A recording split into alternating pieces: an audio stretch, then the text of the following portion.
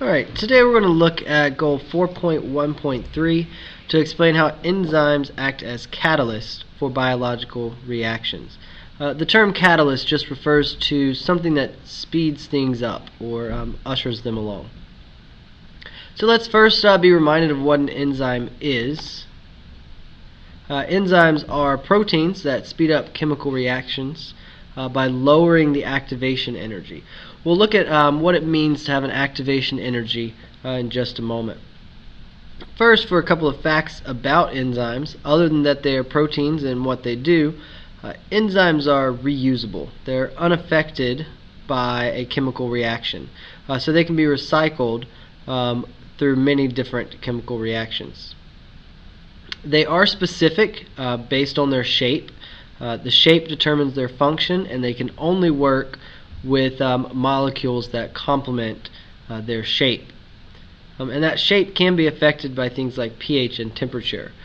So if we're outside of our optimum range on pH and temperature, the shape will change and the enzyme will not work.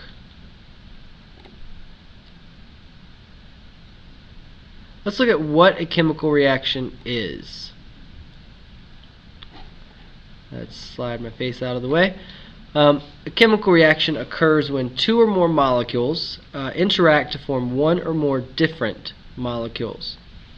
We have a couple different pieces of a chemical reaction.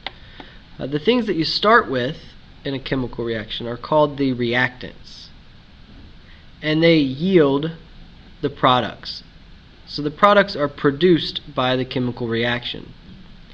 In this example, we have the chemical reaction for photosynthesis. We have carbon dioxide plus water as the reactants. They yield sugar and oxygen as the products. So that's just an example of a chemical reaction. Now, where do enzymes fit into that?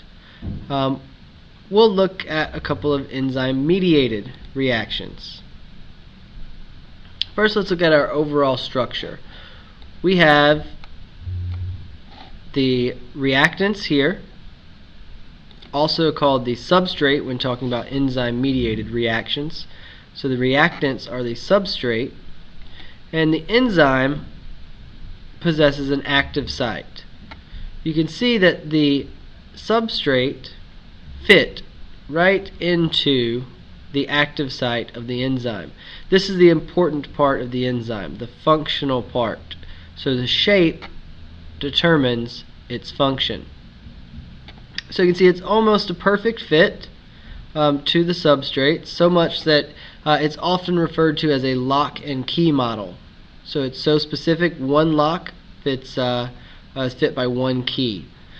So we have our substrate fitting into our active site, and we call this center section the enzyme substrate complex. This is where the enzyme does its work on the substrate. In this case, it is breaking the bond between the substrate to form two different products. And at the end, you can see we end up with exactly what we started with.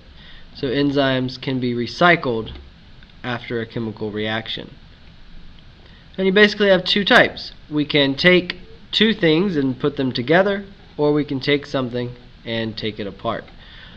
So chemical reactions are often mediated or helped along by enzymes. So let's take a look at how enzymes actually speed up those chemical reactions. Enzymes work by lowering the activation energy of a reaction. Every reaction needs a little bit of energy to get started. So we call that the activation energy, the energy required to start a chemical reaction. And if we look here at the graph that plots activation energy, we can see for the reaction A plus B, we would need this much activation energy to get that reaction going in order to form the products. So this is referred to as the activation energy, this point where the products actually start forming. Now if we add an enzyme to the mixture, we can see that is drastically reduced. So while we end up at the same energy and the same pretty much amount of time, we just had to add a lot less energy to the reaction to get it started. But we end at the same point. So enzymes just lower that activation energy, lower that initial push that you have to give to the reaction.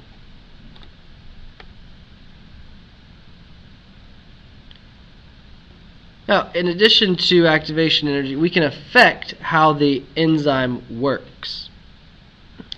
We can do that by adjusting concentration, temperature, or pH. So, as I said, shape is very important when it comes to an enzyme. So, if we change the shape, we call that denatured. It's when an enzyme stops working due to a change in shape. Your primary denaturing conditions have to do with temperature and pH. Every enzyme has an optimal range for temperature. In this case, we can see this enzyme's optimal range, or best working conditions, would be about 40 degrees Celsius. So enzyme activity increases until it hits 40, where it's at its max, and then it starts to denature, change shape, and lose activity level. The same occurs with pH for this enzyme. We're starting out around 5 was a low working environment, so not too acidic. And as we get more basic, up until about 8, where we reach our maximum activity level. And then as it gets more basic, our work level starts to decline until we're completely denatured at the end here.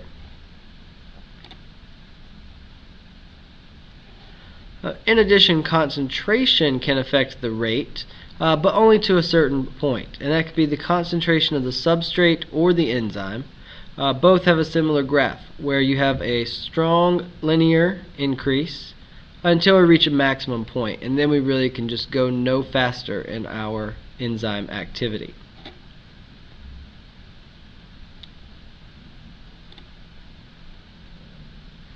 So that was goal 4.1.3.